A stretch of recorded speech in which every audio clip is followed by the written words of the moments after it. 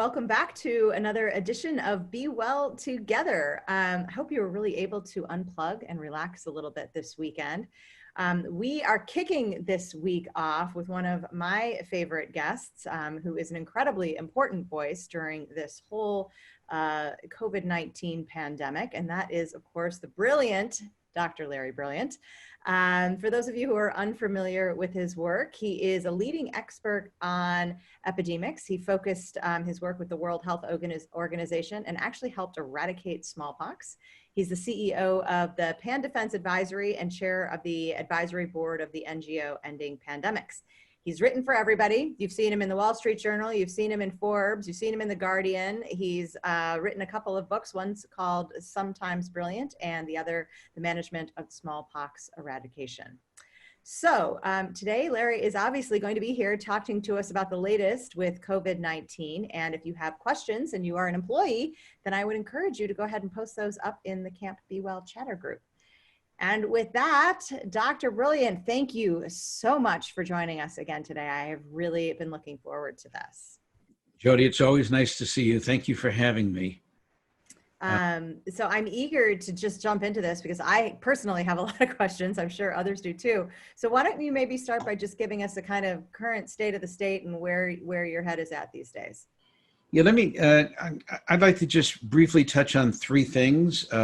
What's going to happen in the next 4 months. I think that's what I get asked the most. Then I want to talk a little bit about the global South, the rest of the world that we don't talk about very much.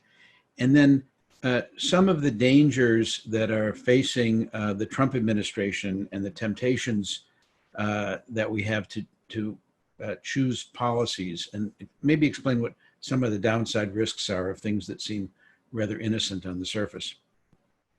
So first of all, the next 4 months. We are currently experiencing, thankfully, a dip in cases in the United States, about a 10%, 15% drop. We had reached a peak of 70,000 cases. Today, we have 33,000 cases in the last 24 hours. I hope that will last. Of course, I always hope that will last, but I don't think it will. The reason for the humps in our curve in the past, it takes a very big event to change the course of a disease that's in every county in the United States, and such a big country we are. And the biggest things that we've seen affect us up until now are the reopening, well, the closing, the reopening, and then Memorial Day, 4th of July, and of course now we're going to have Labor Day, 4-day weekend. And Labor Day weekend will itself bring about all sorts of virus-producing increased case count behavior. So I expect to see a large increase in cases 3 weeks after Labor Day, and unfortunately, that means hospitalizations, perhaps ICU, and inevitably some deaths. So I expect to see the deaths go back up probably about 6 weeks after Labor Day weekend. We have been averaging 1,000 deaths a day, even though today's death count is less than half of that average. That's a huge amount. And maybe we should take a step back and say 180,000 of our fellow Americans of all colors, ages, races, everything have died from this disease. 180,000 that every week we have the number of deaths of 2 9/11s. So let's think about that. So as we go into the fall, we'll get the trough right now until we see the effect of Labor Day, then increasing cases, then deaths, unfortunately.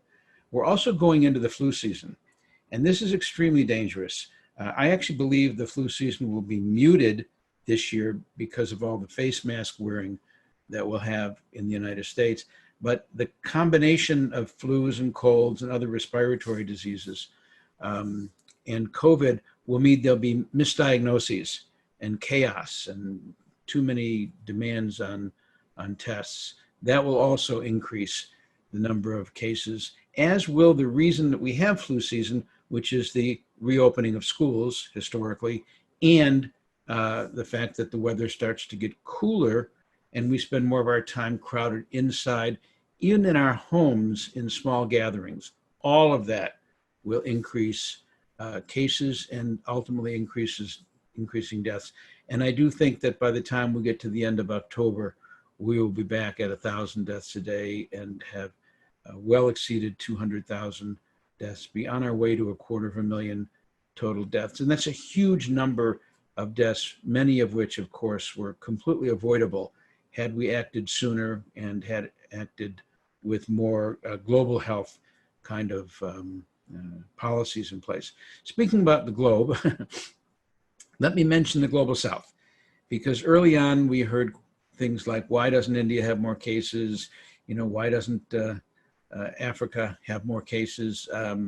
There was some suspicion that the younger age group in those regions would mean fewer cases, some suspicion that they had used BCG, a vaccine against tuberculosis, and that had mysteriously dropped the case count. There was some suspicion, as there always in India, about turmeric.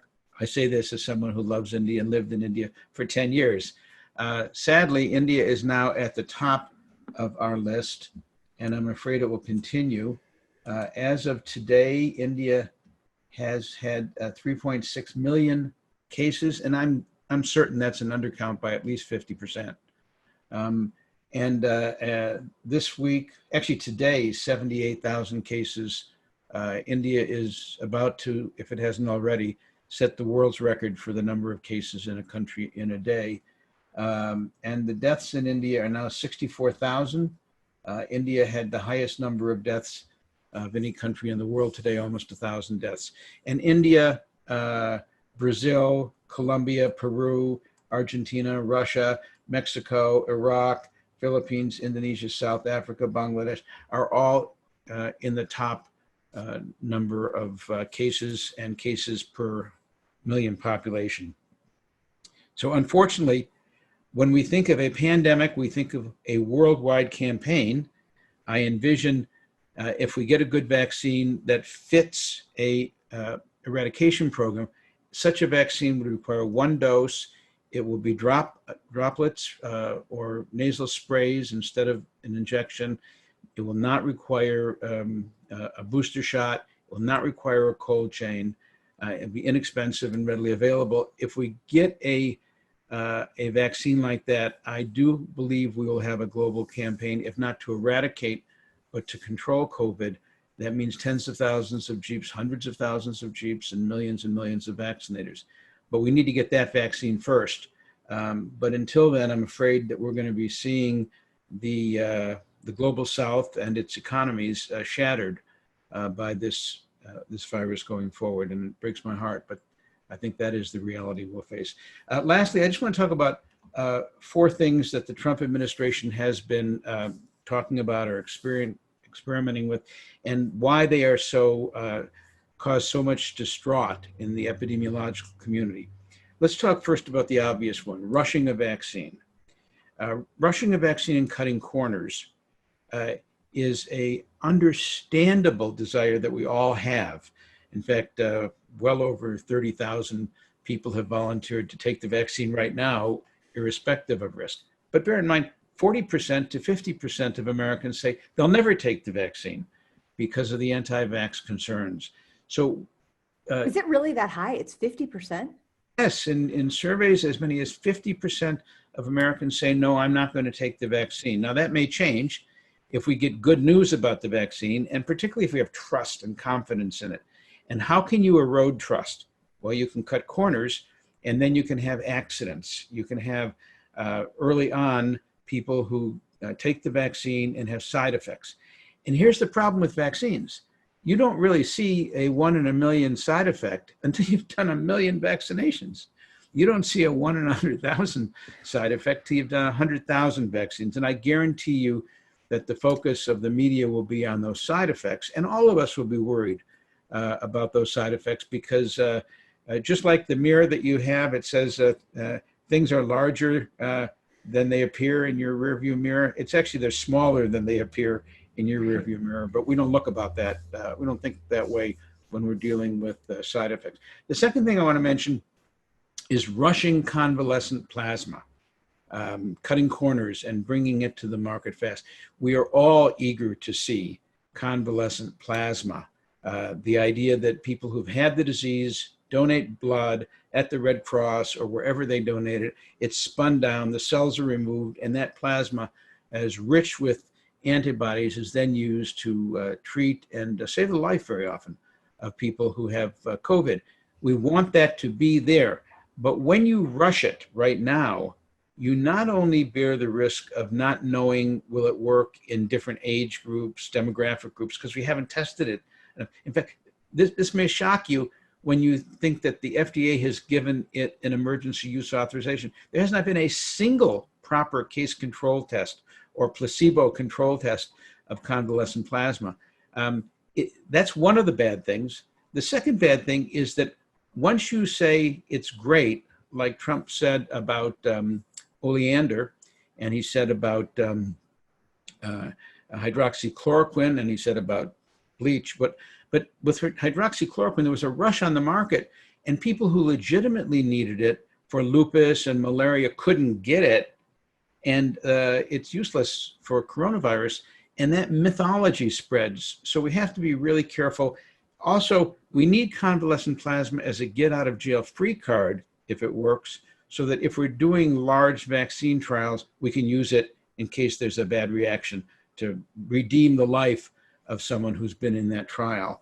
The last thing I want to mention is there is now, if you read the New York Times, a push from a new member of the coronavirus task force to adopt the Swedish model, which is essentially a rush towards herd immunity. I just want to remind everybody we have 180,000 going on 200,000 deaths. That is with only a grand total of 6 million cases. If you rush towards herd immunity, you're saying we're going to rush towards 60 million or 100 million or 200 million cases very quickly before there's a vaccine to prevent it. If you do that, you're talking about millions of deaths in the United States. Bear in mind, they rush towards herd immunity. Sweden has the highest death rate of all of its peer countries, sometimes by 2 or 3x.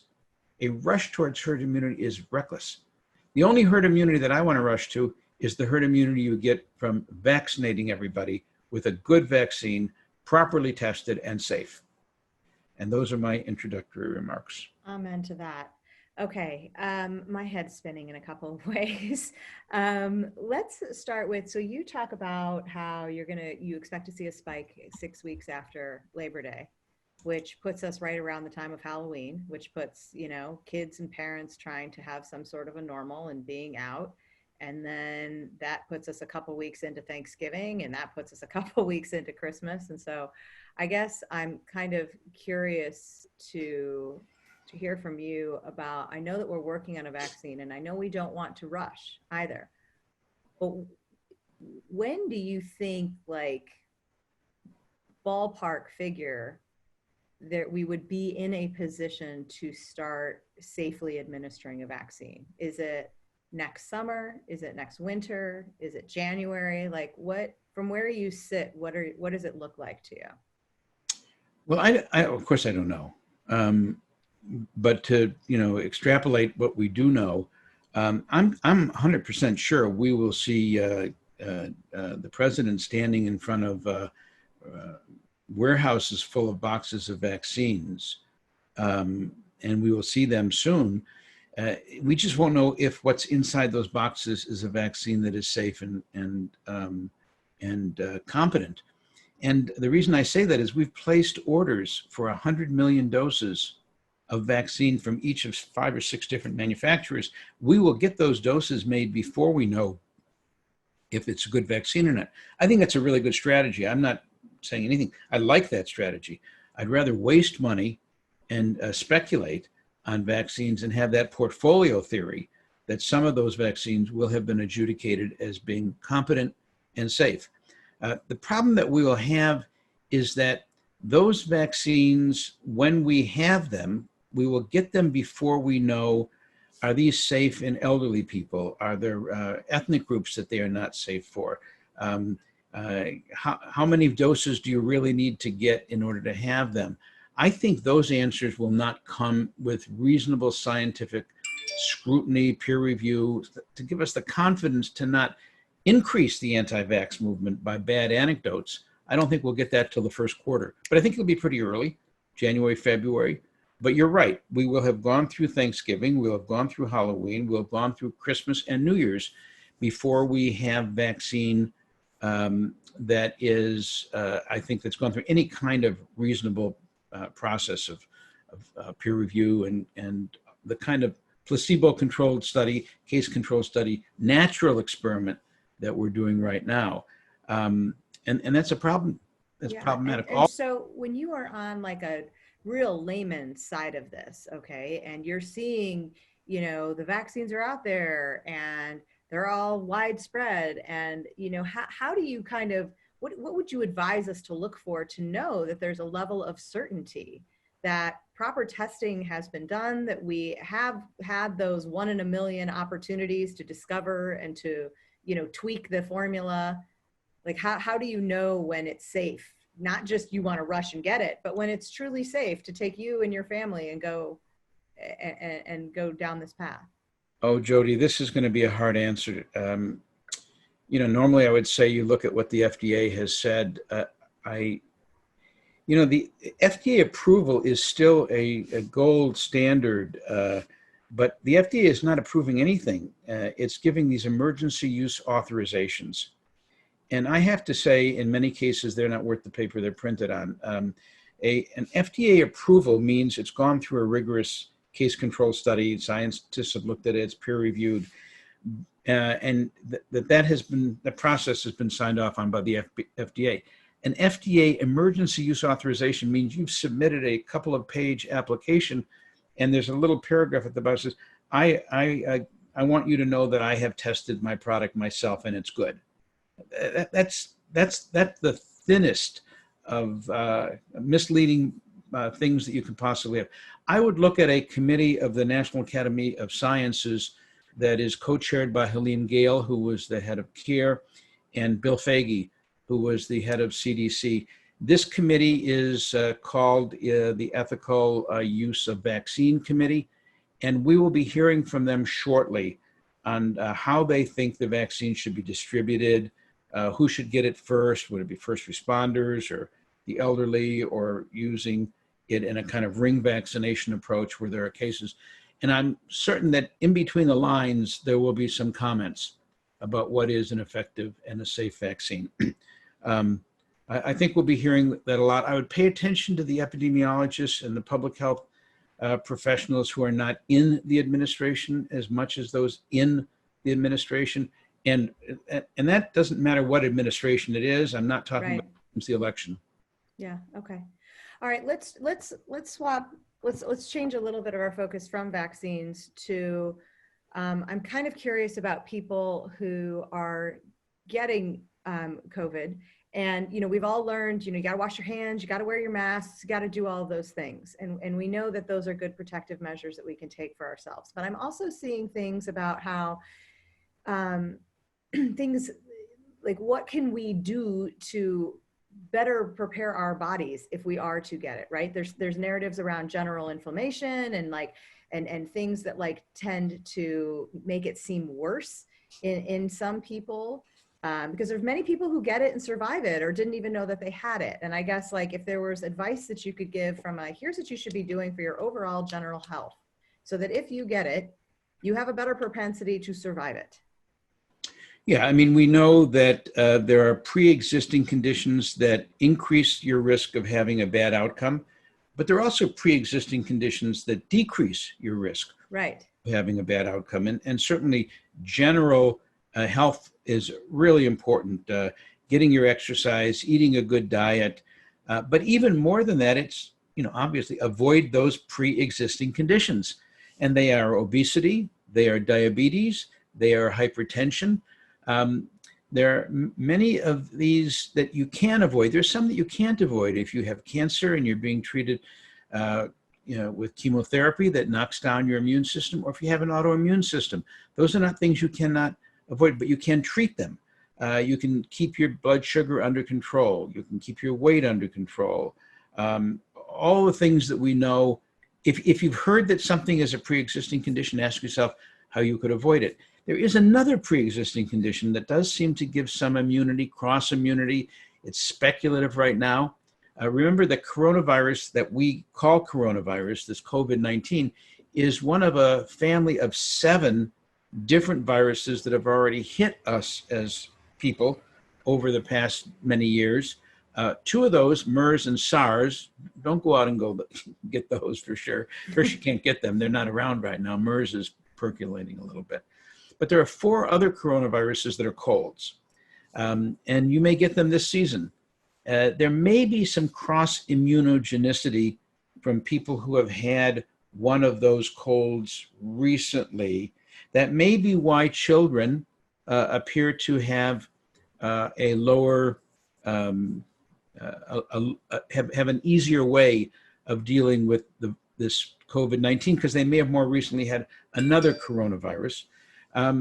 Likewise, I think people who've been recently immunized against anything seem to have an easier time of dealing with coronavirus. This is speculative. That's also one of the reasons that's been offered to think about, why do kids get off a little bit easier? Well, they've more recently had this battery of vaccinations.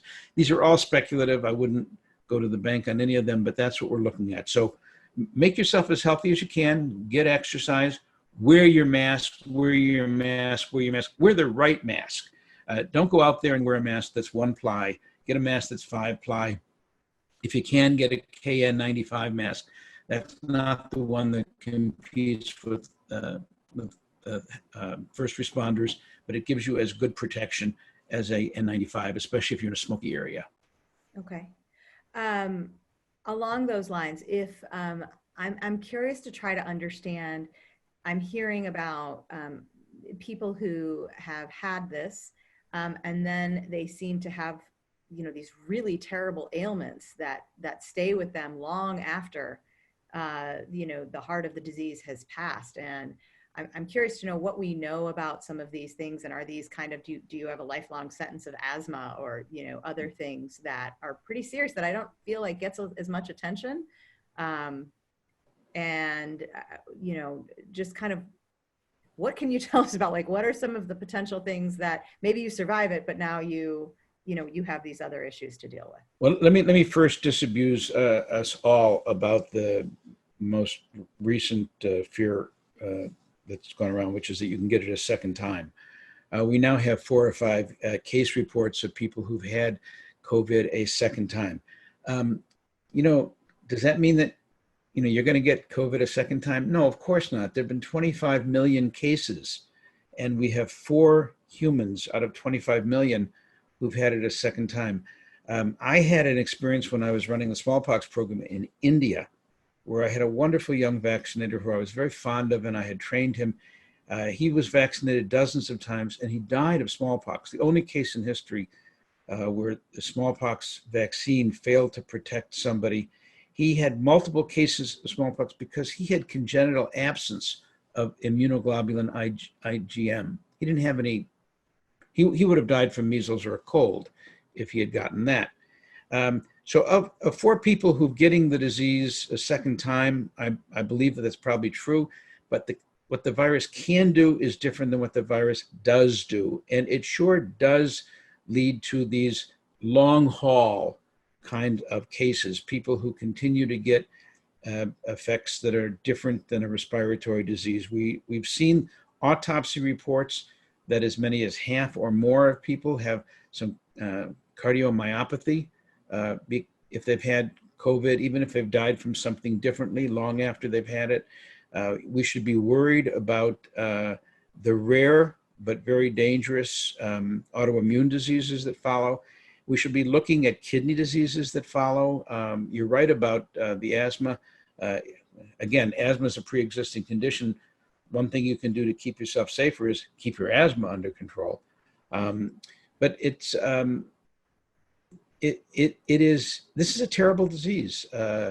In many ways, it's like smallpox. Again, smallpox was worse. It killed 1 out of 3. It sped through the population with twice the R naught of COVID. But Smallpox was a total system disease, and COVID is also nose to toes.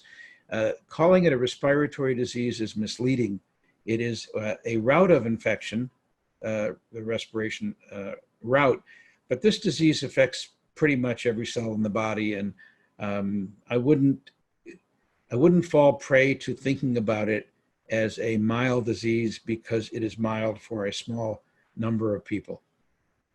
Yeah.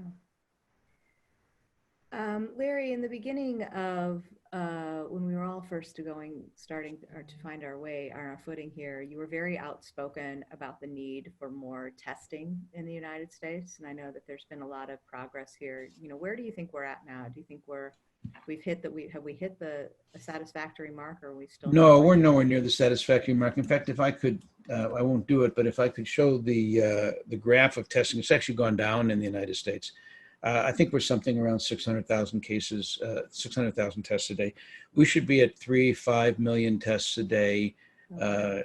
If you think about it, if we had these rapid tests and they were $5 and you could get a result in 5 minutes, which many of the new tests offer as a promise, we'll see if indeed they come through like that, and we could all be tested every day, then clearly we'd be able to find anyone who had a case and isolate them very quickly, and we could end the disease pretty abruptly, even without a vaccine, or we want a vaccine adjunctively with rapid testing for everybody.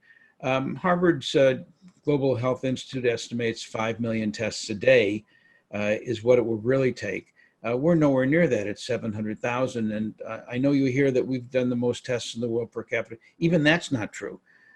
We're so far behind, and because we lost 2 months with almost no testing, you can't get those 2 months back.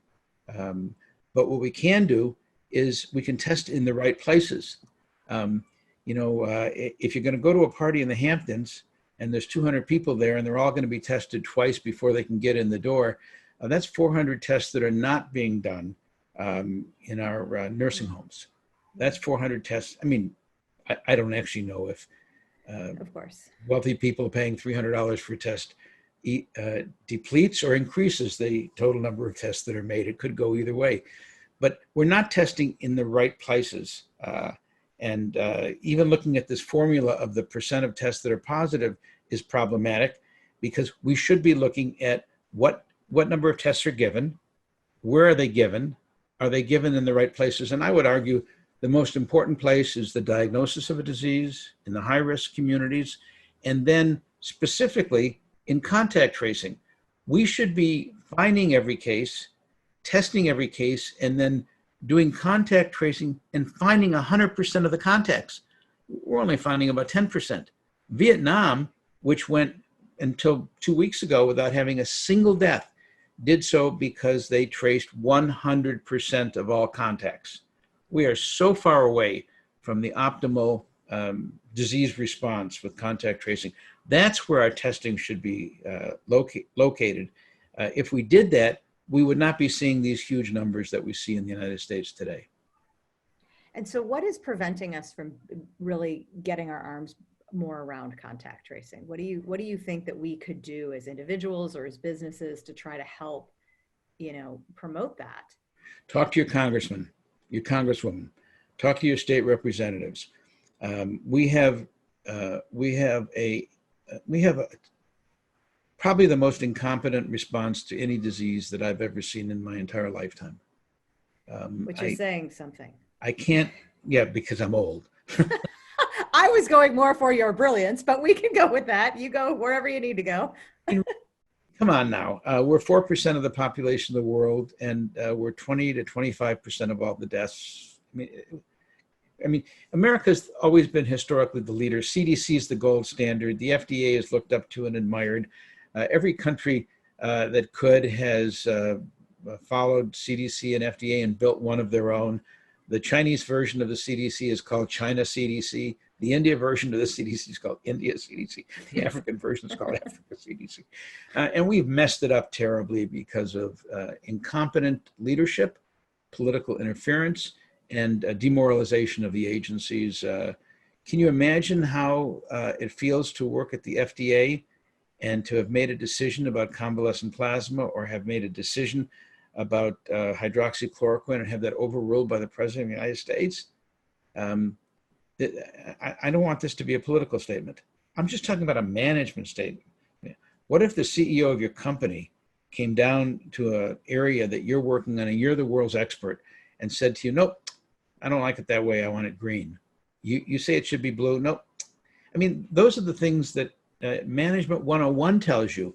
Do not disavow, do not distract, do not deceive, and do not depress the workers upon whom you depend. And we're in a rough situation right now. The core scientists at CDC, where I trained, and at FDA they're the world's greatest.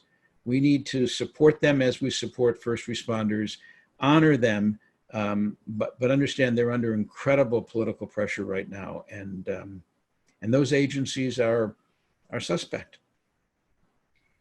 Larry, I want you to know from the depths of my soul how incredibly grateful I am for all of the work you're doing. I know you do it because it's what's right, and I know you do it because you're passionate about it, but I just feel like all of us are very lucky beneficiaries to have someone like you out there, fighting the good fight. And I really want to thank you for that. And I'm very, very grateful that you always make time for us here on Be Well Together. So thank you for coming back. I really appreciate it. Anytime. I love Salesforce. I am part of the Ohana. You couldn't Indeed, kick me out. are. I'm delighted to be here. All right. Thank you so much for having me. Absolutely. Absolutely. So everyone, thank you. I know we're all sending our thanks to Dr. Larry Brilliant. Please be safe, please be smart, and please be well. And we will see you back here later this week. Bye-bye.